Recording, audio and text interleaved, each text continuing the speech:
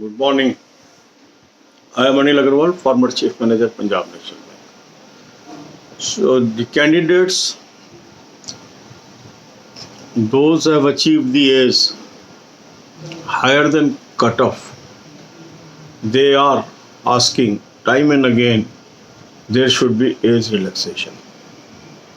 Last year also they made the request due to COVID situation, but it was not considered. So what they should do now? First thing is approaching the appropriate authority.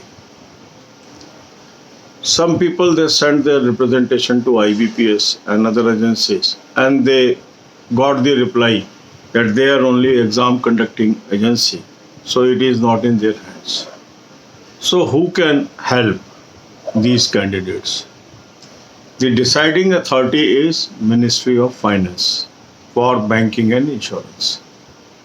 So if you want age relaxation in banking and insurance sector exams, you should write a tweet to Ministry of Finance, to respective minister and Minister of State, giving reasons why age relaxation should be allowed during this period, and the age relaxation can be across the board.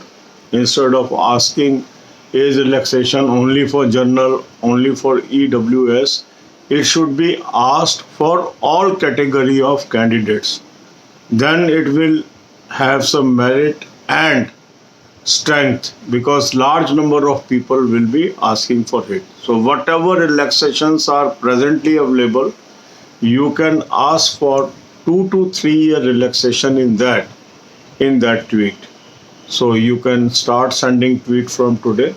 It can act, and you can share this video in most of the groups so that more and more people watch this video and participate in this appeal. God bless you all. अब यही बातें हम हिंदी में करेंगे.